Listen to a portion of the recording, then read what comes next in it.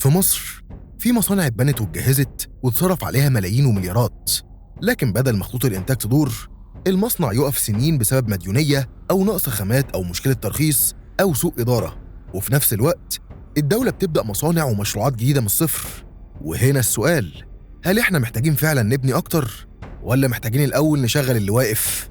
مثلاً شركة النصر للمسبوكات توقفت عن العمل لمدة 2 سنين. المصنع موجود والعمالة موجودة والمعدات موجودة والمنتج نفسه مطلوب في مشروعات المية والبنية الأساسية، لكن مشاكل التمويل والخامات والإدارة عطلت الإنتاج. وبعد حل جزء كبير من المشاكل، المصنع رجع يشتغل وحقق مبيعات وصلت لمئات الملايين. يعني في الحالة دي الحل ما كانش بناء مصنع جديد، الحل كان تشغيل مصنع موجود فعلا. لكن هل ده معناه إن مصر توقف بناء المصانع الجديدة؟ ولا في صناعات جديدة فعلا لازم ندخلها؟ وإزاي نفرق بين مصنع يستحق الإنقاذ ومصنع ضخ فلوس جديدة فيه هيكون خسارة إضافية؟ ده اللي هنحاول نفهمه بأمثلة حصلت فعلا على أرض الواقع. ركز معايا في الفيديو ده وصدقني هتنبهر. بس الأول ما تنساش تعمل لايك، تشترك في القناة وتفعل الجرس علشان الحلقات الجاية هتكون أقوى.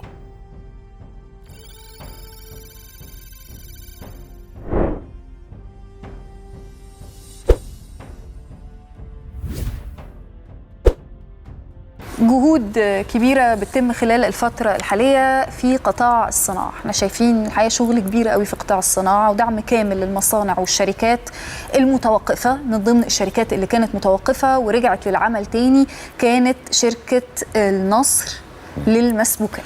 وده يا لما احنا عملنا على فكرة في لقاء هنا يعني وزارة قطاع الأعمال العام، لأن هي الشركات المملوكة للدولة اللي بتعيد إحيائها. شركة النصر للسيارات، للمسبوكات، الغزل والنسيج. نتمنى إن شاء الله، لأنه لما كانت بتتوقف الشركات دي لسنين وسنين طويلة ومنها للمسبوكات لمدة 2 سنين، ده رجع تاني إنه الدولة بتعزز هذه الصناعة. وزارة الصناعة رجعت تشوف ده. شركة النصر للمسبوكات واحدة من الشركات المهمة في صناعة مواسير الزهر ومستلزمات مشروعات المية. الشركة كانت متوقفة لمدة 2 ورجعت للإنتاج في نوفمبر 2024 بعد حل مشاكل متعلقة بالتمويل والجوانب الفنية وتوفير المواد الخام. وبعد حوالي 9 شهور من التشغيل، أعلنت الحكومة في أغسطس 2025 إن مبيعات الشركة وصلت لحوالي 812 مليون جنيه. وده بيورينا إن المصنع المتوقف مش شرط يكون انتهى. أحياناً الأرض والمباني والمعدات والعمالة بتكون موجودة، وكل اللي ناقص هو حل المشكلة اللي موقفاه. وده ممكن يكون أسرع وأقل تكلفة من بناء مصنع جديد محتاج أرض ومعدات وعمالة وفترة تجارب طويلة قبل الإنتاج. لكن المثال ده مش حالة منفصلة. وزارة الصناعة أعلنت عن مهل وتسييرات لمشروعات صناعية حصلت على أراضي وبدأت الإنشاءات، لكنها لسه ما دخلتش مرحلة التشغيل. بعض المصانع نفذت أكتر من 75% من المشروع، ومصانع تانية وصلت لنص الإنشاءات أو أكتر، لكنها لسه محتاجة معدات أو تراخيص أو تمويل علشان تبدأ الإنتاج. وهنا لازم نسأل، هل نجاح المنطقة الصناعية بيتقاس بعدد الأراضي اللي اتوزعت، ولا بعدد المصانع اللي اشتغلت فعلاً والعمال اللي اتوظفوا والمنتجات اللي نزلت السوق؟ لأن المصنع اللي خد أرض ومرافق وكهرباء ولسه ما بدأش إنتاج، يبقى المستثمر صرف فلوس ومفيش عائد. عشان كده قبل تخصيص أرض جديدة لازم نعرف المشروعات القديمة وصلت لفين، مين بدأ الإنتاج، مين متأخر، وإيه سبب التأخير. لو المستثمر جاد ومشكلته قابلة للحل لازم يتساعد علشان يكمل. لكن لو خد الأرض ومفيش تنفيذ حقيقي، فالأفضل إن الأرض ترجع وتتخصص لمستثمر قادر على التشغيل. ومشكلة التوقف مش موجودة عند القطاع الخاص بس، في شركات تابعة لقطاع الأعمال وقفت أو خسرت لسنين، وبعد كده الدولة بدأت تحاول إحيائها. ومن أبرز الأمثلة شركة النصر للسيارات. الشركة كانت واحدة من أشهر قلاع الصناعة المصرية، لكنها توقفت عن الإنتاج لسنوات، ووصل الأمر لفترة من الفترات للتفكير في تصفيتها. لكن بدل ما المصنع والأرض يفضلوا من غير استعمال، بدأت خطة لإعادة تشغيل الشركة، ورجع بالفعل إنتاج الأتوبيسات مع خطط للتوسع في تصنيع المركبات وزيادة نسبة المكون المحلي. الميزة هنا إننا ما بدأناش من أرض فاضية، كان في مصنع ومباني وخبرة صناعية وعمالة، وتمت محاولة استغلالهم من جديد. لكن إعادة التشغيل مش معناها نشغل نفس المعدات القديمة وننتظر نتيجة مختلفة. صناعة السيارات اتطورت والمنافسة بقت أصعب، وعشان الشركة تنجح لازم يبقى عندها خطوط حديثة وشريك قوي ومنتج ينافس في السعر والجودة.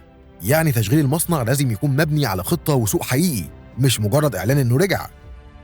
ونفس الفكرة ظهرت في مصانع الغزل والنسيج. شركة مصر للغزل والنسيج في المحلة عندها تاريخ طويل ومساحات كبيرة وعمالة عندها خبرة، لكن المعدات القديمة والخسائر أثرت على الإنتاج. الحل هنا ما كانش تشغيل الماكينات القديمة زي ما هي، وما كانش كمان ترك الشركة وبناء صناعة جديدة في مكان تاني.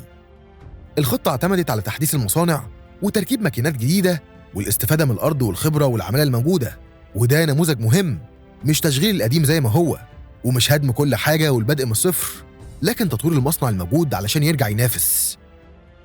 ونفس الكلام ينطبق على مجمع الألمنيوم في نجع حمادي.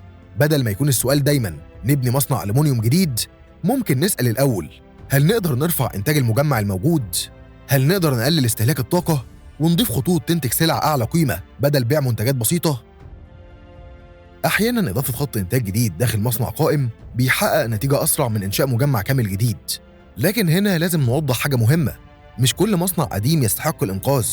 في مصانع منتجاتها ما بقتش مطلوبة، وفي مصانع معداتها انتهت وتكلفة تطويرها ممكن تكون أعلى من إنشاء مصنع حديث.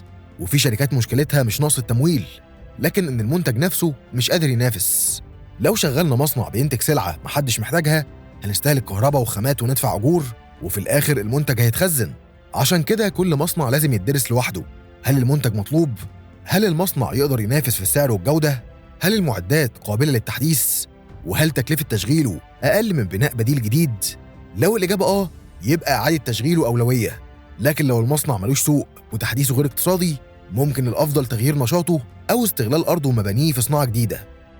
وفي المقابل في مصانع جديدة مصر محتاجاها فعلا، خصوصا في الصناعات اللي مش موجودة عندنا بشكل كافي، زي البطاريات ومكونات الطاقة الشمسية ومستلزمات السيارات الكهربائية وبعض الصناعات الدوائية والتكنولوجيا المتقدمة.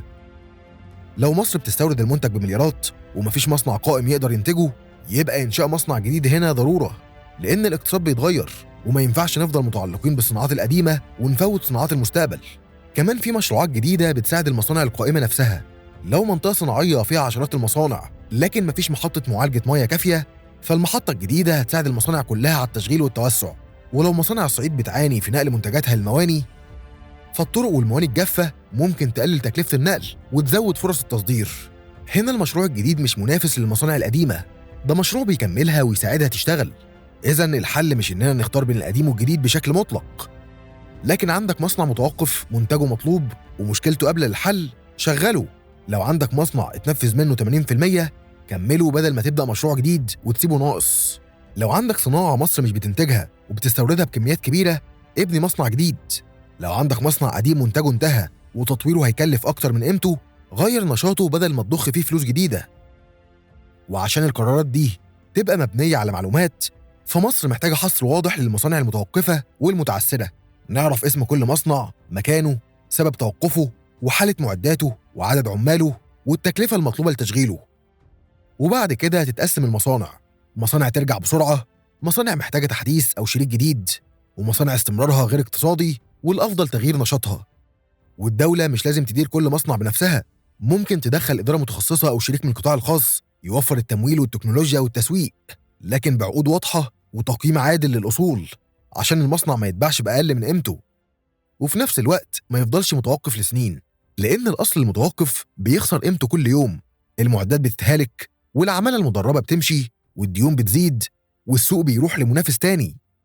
وفي النهاية شركة النصر للمسبوكات رجعت بعد توقف وحققت مبيعات بمئات الملايين، وشركة النصر للسيارات رجعت للإنتاج بعد سنوات، ومصانع الغزل والنسيج القديمة بيتم تحديثها بدل التخلص منها. وفي نفس الوقت في مصانع حصلت على أراضي ومرافق لكنها لسه ما وصلتش للإنتاج الحقيقي، وده معناه إن التحدي مش في عدد المصانع اللي بنعلن عنها، التحدي إن المصنع يشتغل ويستمر وينتج حاجة السوق محتاجها. مصر محتاجة مصانع جديدة فعلا، خصوصا في الصناعات الحديثة والمنتجات اللي بنستوردها، لكنها برضو محتاجة تفتح ملفات المصانع الموجودة واحد واحد: مين يقدر يرجع بسرعة، مين محتاج تطوير أو شريك، ومين إنقاذه هيكلف أكتر من بناء مصنع حديث. لأن الهدف مش إن عدد المصانع يزيد على الورق، الهدف إن خطوط الإنتاج تدور والعامل يلاقي شغل والمنتج المصري ينافس والاستيراد يقل والتصدير يزيد. السؤال هنا ليكم: لو الدولة عندها تمويل يكفي لبناء مصنع جديد أو إعادة تشغيل وتطوير 5 مصانع متوقفة، الأولوية تروح لمين؟ اكتبوا لنا رأيكم في التعليقات. بس كده، وزي ما بنقول دايما على قناة علشان لو حد سألك، لو لسه بتتفرج لحد دلوقتي شكرا إنك كملت معانا لآخر الفيديو. لو عجبك التقرير ما تنساش اللايك والاشتراك علشان يوصلك كل جديد. نشوفك في الفيديو الجاي. سلام. انت مين تقول على مصر احنا انتصرنا على مصر؟ تنتصر مين؟ اقسم بالله لو تشيل بس الحدود يدش عليك الجيش المصري هي ساعتين. فراعنه هذول.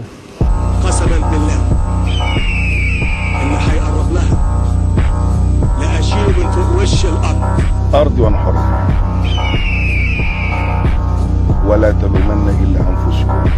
عيب تتعاملوا مع ناس كبار.